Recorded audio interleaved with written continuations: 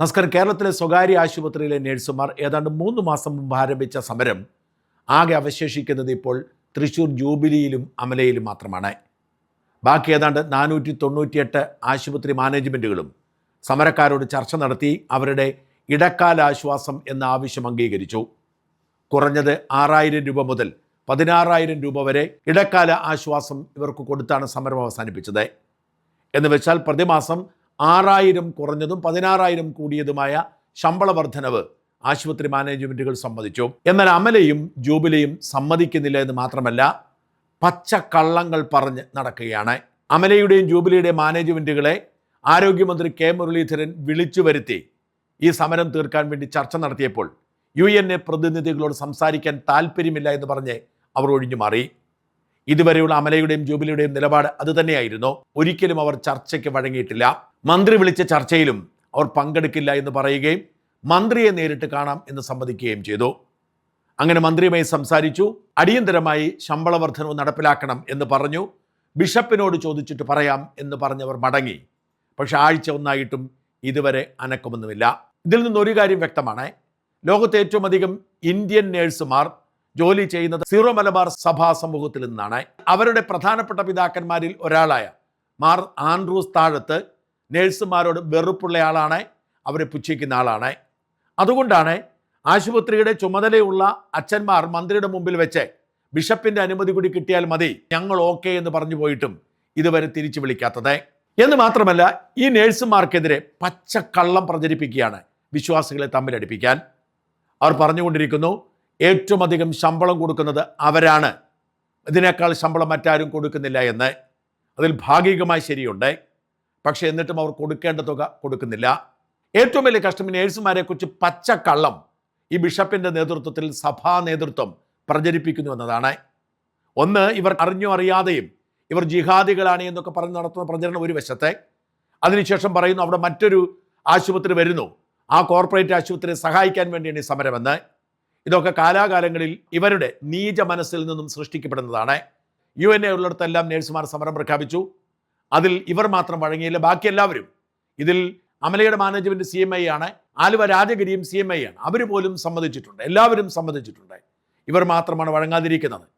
അതിൽ അമലയ്ക്ക് പ്രതിസന്ധിയുണ്ട്, അമലയ്ക്ക് സമരം അവസാനിപ്പിക്കാൻ താല്പര്യമുണ്ട്. പക്ഷേ തൃശ്ശൂർ രൂപതയുടെ കീഴിലുള്ള ജൂബിലി സമ്മതിക്കാത്തത് കൊണ്ട് ബിഷപ്പിനെ പേടിച്ചാണ് അമല ഈ സമരം തുടരുന്നതെന്ന് അമല മാനേജ്മെൻറ്റ് പലരോടും വ്യക്തമാക്കിയിട്ടുണ്ട്. ബിഷപ്പിൻ്റെ ആത്മവിശ്വാസം രൂപതയിലെ മുഴുവൻ പള്ളികളെയും ഉപയോഗിച്ചുകൊണ്ട് ജോലിയില്ലാതെ നിൽക്കുന്ന നേഴ്സുമാരെയും ട്രെയിനി നേഴ്സുമാരെയും നേഴ്സിംഗ് സ്റ്റുഡൻസിനെയൊക്കെ ഉപയോഗിച്ചുകൊണ്ട് ഇത് നടത്തുക എന്നതാണ്. അത് അവർക്ക് കഴിയുന്നുണ്ട്. പക്ഷേ രോഗികൾക്ക് കെയർ കുറഞ്ഞു പോകുന്നു. ഇപ്പോൾ അവിടെ യോഗ്യതയുള്ള നേഴ്സുമാർ കുറവാണ് ജൂബിലിയിൽ. അവിടെ ചികിത്സിക്കാൻ വരുന്നവരെ ചികിത്സിക്കുന്നത് ഒരു പക്ഷേ അവർ ചികിത്സിക്കാൻ വരുന്നവരിൽ പലരും സർക്കാരിൻ്റെ നിയമം അനുസരിച്ച് ആ യോഗ്യതയുള്ളവരല്ല.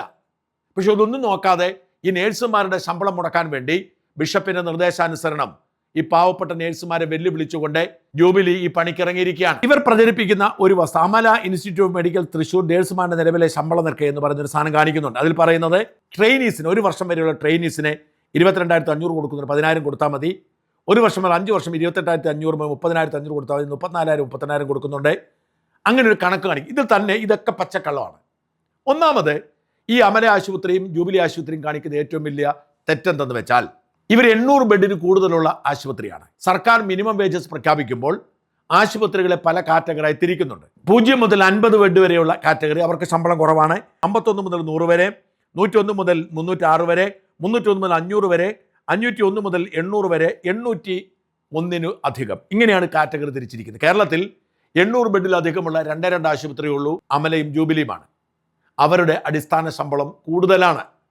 മറ്റ് ആശുപത്രികളിലേക്കാൾ കൂടുതൽ ശമ്പളം കൊടുക്കാൻ നിയമപരമായ ഒരു ബാധ്യസ്ഥരാണ്. ഇനി ഈ ശമ്പള വർധന ഉണ്ടായപ്പോൾ UNA അടക്കമുള്ളവർ പറഞ്ഞൊരു കാര്യമാണ്, ആശുപത്രിയിൽ ബെഡ് വെച്ചല്ല നിശ്ചയിക്കേണ്ടത്, വരുമാനം വെച്ചാണ്. അന്ന് അമല അടക്കമുള്ളവർ ഈ കമ്മിറ്റിയിൽ ഉണ്ടായിട്ടും മിണ്ടിയില്ല. ഇപ്പോൾ അവർ പറയുന്നു ഞങ്ങൾക്കിത് പ്രയാസമാണ്. മാത്രമല്ല, ഈ ആശുപത്രി എന്ത് ചെയ്തെന്ന് വെച്ചാൽ അവർ 2ആയി കണക്കാക്കി 800-ൽ താഴെ കാണിക്കും. കൊടുക്കേണ്ട ശമ്പളമല്ല കൊടുക്കുന്നത്, അതിൽ താഴെ ബെഡ് കാണിച്ചിട്ട് ശമ്പളം അവർ ലാഭിക്കാൻ ശ്രമിക്കുന്നു. ഇതാണ് ആദ്യത്തെ പ്രശ്നം. രണ്ടാമത്തെ പ്രശ്നം, ഭാഗികമായി ഇവർ പറയുന്നത് ശരിയാണ്, ഇപ്പോൾ ട്രെയിനീസിന് അത്രയും ശമ്പളമുണ്ട്. എന്നാൽ മുകളിലേക്ക് വരുമ്പോൾ ഇവർ പറയുന്നത് നുണയാണ്.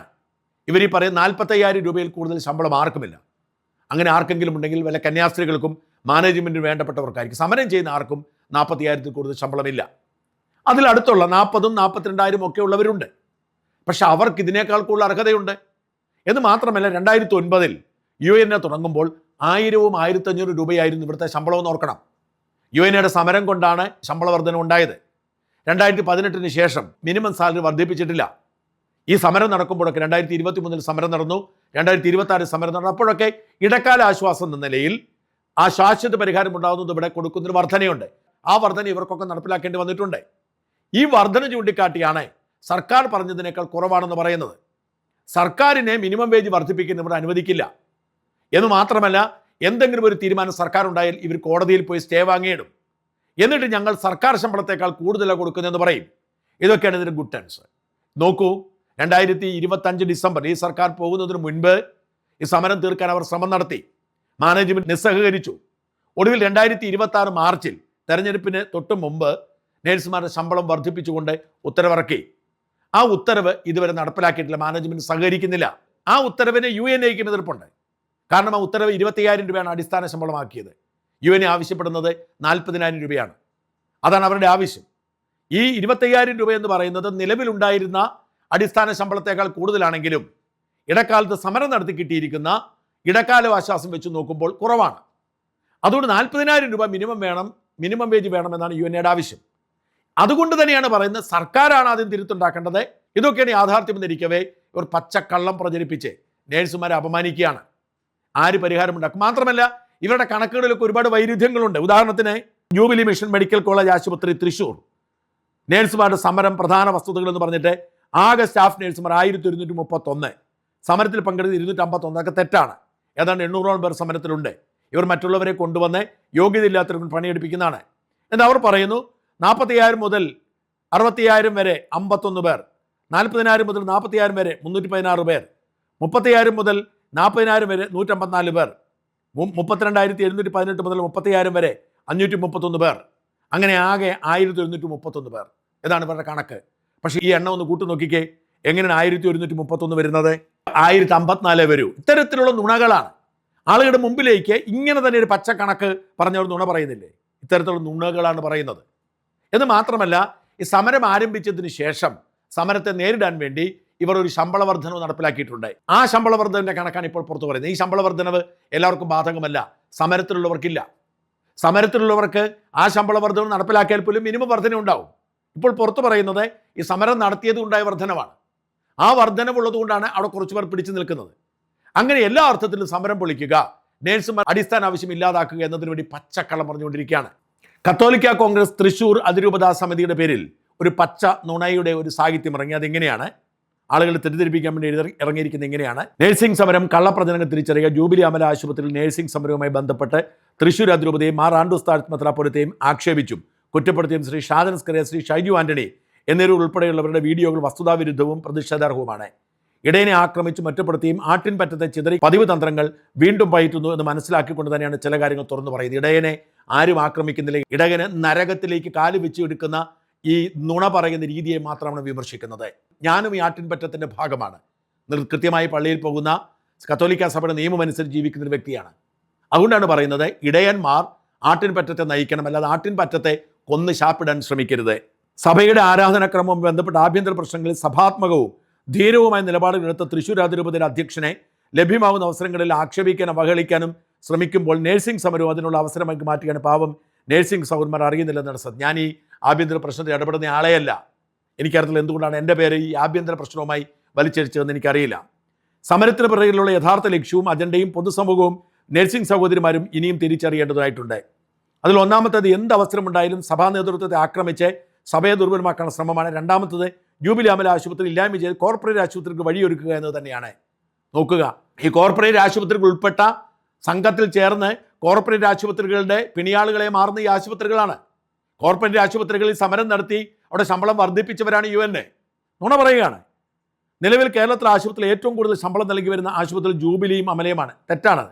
ഉദാഹരണമായി ജൂബിലി ആശുപത്രി 40,000 മുതൽ 60,000 വരെ 51 പേരും, 40,000 മുതൽ 40,000 വരെ ശമ്പളം വാങ്ങുന്ന 316 നഴ്സുമാരും, 30,000 മുതൽ 40,000 വരെ ശമ്പളം വാങ്ങുന്ന 154 നഴ്സുമാരും, 32,718 മുതൽ 30,500 വരെ വാങ്ങുന്ന 534 നേഴ്സുമാരുമാണ് ഉള്ളത്.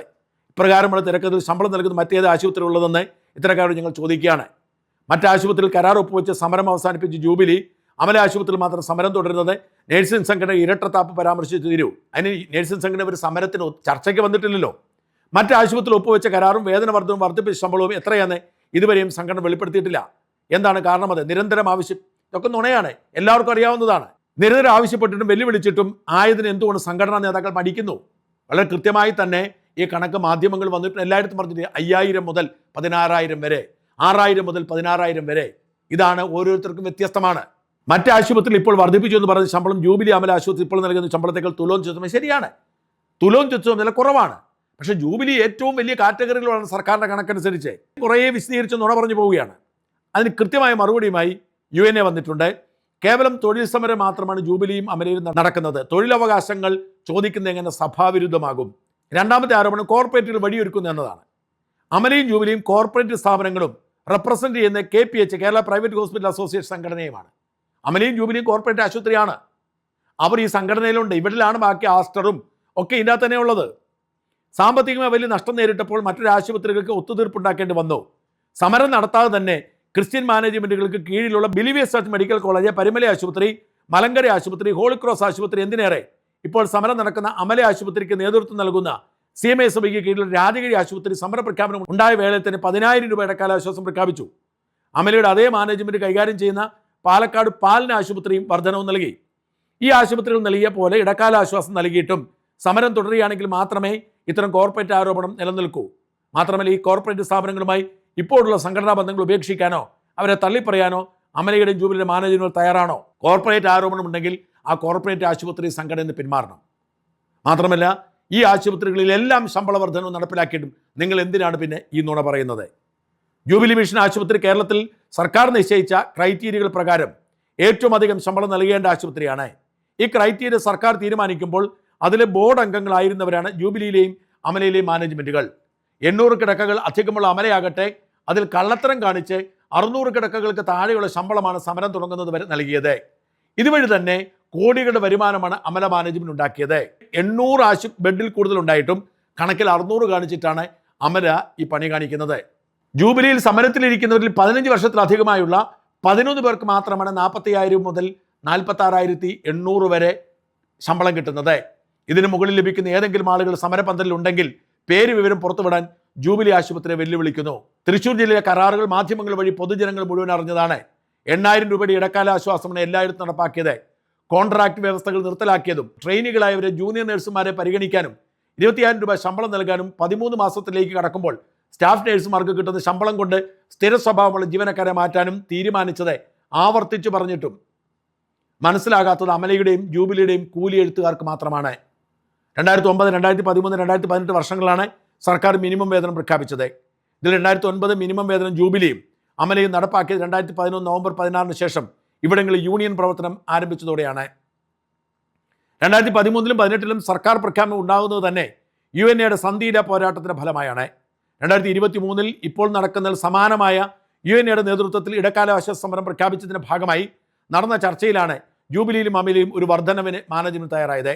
2023 ഇടക്കാല ആശ്വാസ സമരവും കേരളത്തിലെ UNA യൂണിറ്റുകൾ എല്ലായിടത്തും നേടിയെടുത്തതാണ്. അല്ലാതെ ഒരു അധിക ഫേവറും ജൂബിലിയും അമലയും നൽകുന്നില്ല. മാത്രമല്ല, ഇക്കാലം അത്രയും 800 കിടക്കകൾക്ക് മുകളിലുള്ള കാറ്റഗറിയിൽ ഉൾപ്പെട്ടിട്ടും അമല മാനേജ്മെന്റ് നൽകിയത് 600 കിടക്കകൾ താഴെയുള്ള സ്ഥാപനങ്ങൾക്ക് നൽകാൻ സർക്കാർ നിശ്ചയിച്ച വേതനം മാത്രമാണ്. അമലയും ജൂബിലിയും പഠിച്ചിറങ്ങിയ വിദ്യാർത്ഥികളെയാണ് സമരം നേരിടാൻ ഇവിടെ ജോലിക്കെടുത്തത്. അതിൽ തന്നെ ആൺകുട്ടികളായ നേഴ്സുമാർക്ക് അവർ ജോലി നൽകില്ല. അമലയാവട്ടെ രജിസ്ട്രേഷൻ പോലും ഇല്ലാത്തവരെ, പരീക്ഷ പാസ്സാകാത്തവരെ, വിദ്യാർത്ഥികളൊക്കെയാണ് ജോലിക്കായി എടുത്തിട്ടുള്ളത്. ഈ വിഷയത്തിൽ ബഹുമാനപ്പെട്ട കേരള ഹൈക്കോടതി DMOയോടും കളക്ടറോടും ആരോഗ്യവകുപ്പിനോടും വിശദീകരണം ചോദിച്ചിട്ടുണ്ട്. അടുത്ത ആഴ്ച ഈ കേസ് ബഹുമാനപ്പെട്ട ഹൈക്കോടതി പരിഗണിക്കും. ഇന്ന് സോഷ്യൽ മീഡിയ വഴി 1,950 രൂപ വരെ ദിവസവേതനം നൽകാൻ തയ്യാറാണെന്ന് കാണിച്ച് പരസ്യങ്ങൾ ഇരു മാനേജ്മെന്റുകൾ നൽകുന്നുണ്ടെങ്കിലും ജോയിൻ ചെയ്യാൻ നേഴ്സുമായി തയ്യാറല്ല എന്നതാണ് യാഥാർത്ഥ്യം. കേരളത്തിൽ UNAയുടെ സമരഫലമായി 2026 മാർച്ച് 6 ഒരു ഡ്രാഫ്റ്റ് നോട്ടിഫിക്കേഷൻ സർക്കാർ പുറത്തിറക്കിയിരുന്നു. അതിൽ ആക്ഷേപങ്ങൾ കേൾക്കാൻ 3 മാസം സമയം നൽകിയിരുന്നു. സർക്കാർ മാറിയ സാഹചര്യത്തിൽ കമ്മിറ്റി പുനഃസംഘടിപ്പിക്കൽ തന്നെ ജൂലൈ കഴിയും. ശേഷം ലഭിച്ച മുഴുവൻ പരാതിക്കാരെയും നേരിട്ട് വിളിച്ച് കേൾക്കണം. അതിന് ചുരുങ്ങിയത് 6 മാസം സമയം വേണം. വീണ്ടും സർക്കാർ അംഗീകരിച്ച് ഗസറ്റ് വരണമെങ്കിൽ ചുരുങ്ങിയത് 1 വർഷമെടുക്കും. ഈ സത്യം നിലനിൽക്കെ ജൂൺ മാസം അവസാനം ശമ്പളം പ്രസിദ്ധീകരിക്കുമെന്ന കള്ളത്തരം പ്രചരിപ്പിക്കുന്നത് ആർക്ക് വേണ്ടിയാണ്? അതോ വർഷം പറയാത്തത് കൊണ്ട് എല്ലാ കൊല്ലവും ജൂൺ മാസം ഉള്ളതുകൊണ്ടാണോ? അടുത്ത ആരോപണം കിടക്കകളുടെ എണ്ണത്തിനനുസരിച്ച് ശമ്പളം നിർണ്ണയം എന്നുള്ള അശാസ്ത്രീയം എന്നുള്ളതാണ്. 2013-ലെയും 2016-ലെയും IRC കമ്മിറ്റികൾ UN ഉയർത്തിയ വാദം ഇപ്പോൾ അംഗീകരിക്കാൻ തയ്യാറായവരെ അഭിനന്ദിക്കുന്നു. ഈ രണ്ട് കമ്മിറ്റികളും UN സർക്കാർ IRCയിൽ അംഗങ്ങളായ ജൂബിലി അമല പ്രതിനിധികൾ ഈ അശാസ്ത്രീയത സംബന്ധിച്ച് ഒരക്ഷരം വേണ്ടിയിട്ടുണ്ടോ? അന്നത്തെ മൗനം എന്തിനു വേണ്ടിയായിരുന്നു? ആരോപണങ്ങൾക്ക് കൃത്യമായ മറുപടി നൽകാൻ തൊഴിലാളികൾ തയ്യാറാണ്. അതിന് പകരം മതത്തെ മറയാക്കി ചൂഷണം തുടരാൻ അനുവദിക്കില്ല. ഈ കേരളത്തിന്റെ മണ്ണിൽ എന്ന് പറയാൻ ഞങ്ങൾ ആഗ്രഹിക്കുന്നു. ഞങ്ങൾ മതവിശ്വാസികൾ, അതുപോലെ തൊഴിലാളികൾ മനുഷ്യരുമാണ്. മതം ചേർത്ത് ന്യായമായ സമരത്തെ നേരിടാൻ വന്നാൽ തൊഴിലാളികളുടെ എണ്ണം മതഭ്രാന്തുള്ളവരെക്കാൾ കൂടുതലാണ് എന്ന് മനസ്സിലാക്കുക. തൊഴിലാളികൾ സംഘടിച്ചാൽ തൃശ്ശൂർ നഗരത്തിൽ മാത്രം ലക്ഷത്തിൽ നിൽക്കില്ല എന്നത് ഇക്കൂട്ടർ മനസ്സിലാക്കിയാൽ നന്ന്. ഞങ്ങൾ ജനിച്ച മണ്ണിൽ ജീവിക്കാനായി പോരാടുന്നവരാണ്. നീതി നടപ്പിലാക്കിയാൽ അന്നു തീരും ഈ സമരം. അതുവരെ ഒരാളുടെയും ഭീഷണിക്ക് പുല്ലുവില നൽകില്ല തൊഴിലാളി വർഗം. ജൂബിലി അമല ആശുപത്രി സമരം ചെയ്യുന്ന ഒരു പ്രധാന ആവശ്യം നിലവിൽ ലഭിക്കുന്ന ശമ്പളത്തിൽ നിന്നും 8000 രൂപയുടെ കാലാവകാശം നടപ്പിലാക്കുക. കോൺട്രാക്ട് വ്യവസ്ഥ അവസാനിപ്പിച്ച് സ്ഥിരം ജീവനക്കാരായി നിയമിക്കുക. വീരകുമാർ കമ്മിറ്റി പ്രകാരമുള്ള 3 ഷിഫ്റ്റ് സമ്പ്രദായം 6-6-12 എല്ലാ ഡിപ്പാർട്ട്മെന്റും നടപ്പിലാക്കുക. പ്രതികാര നടപടികൾ അവസാനിപ്പിക്കുക. ഈ 4 മുദ്രാവാക്യങ്ങൾ അംഗീകരിച്ചാൽ അടുത്ത നിമിഷം സമരം തീരും. യുണൈറ്റഡ് നേഴ്സസ് അസോസിയേഷൻ തൃശ്ശൂർ ജില്ലാ കമ്മിറ്റി. ഇതാണ് ഇതിൻ്റെ വാസ്തവം. പ്രിയപ്പെട്ട ആൻഡ്രൂസ് താഴത്തു തിരുമേനിയോടും തൃശ്ശൂർ രൂപതയിലെ അച്ഛന്മാരോടും മറ്റ് സഭാ നേതാക്കളോടും ചോദിക്കാനുള്ളത്, നിങ്ങളുടെ കുഞ്ഞാടുകൾ തന്നെയാണ് സമരം ചെയ്യുന്നത്. അവരെ നിങ്ങളിങ്ങനെ അധിക്ഷേപിക്കരുത്. അവർക്ക് ജീവിക്കാനുള്ള ശമ്പളം കൊടുക്കുക. അത് നിങ്ങളുടെ ചുമതലയാണ്. നിങ്ങൾ ഇതിൽ മടി കാണിച്ചാൽ നിങ്ങൾക്കെതിരെ വിശ്വാസികൾ തന്നെ തെരുവിലിറങ്ങി നിങ്ങളെ കൊണ്ട് ചെയ്യിപ്പിക്കുന്ന കാലം വിദൂരമല്ല എന്ന് തിരിച്ചറിയുക. ആൻഡ്രൂസ് താഴത്ത് പിതാവ് തുടർച്ചയായി നുണ പറഞ്ഞു, പാവപ്പെട്ട കുടുംബങ്ങൾക്ക് ജീവിക്കാനുള്ള അവകാശം നിഷേധിച്ചും നിത്യ നരകത്തിലേക്കുള്ള വഴിവെട്ടുകയാണ് എന്ന് മറക്കരുത്. നരകത്തെക്കുറിച്ചും സ്വർഗത്തെക്കുറിച്ചുമൊക്കെ പ്രഭാഷണം നടത്തുമ്പോൾ മനുഷ്യത്വം ലവലേശമില്ലാത്ത പിതാവിൻ്റെ വാക്കുകൾ കേൾക്കാൻ ആരുമുണ്ടാവാത്ത കാലം വിദൂരമല്ലെന്നും തിരിച്ചറിയുക.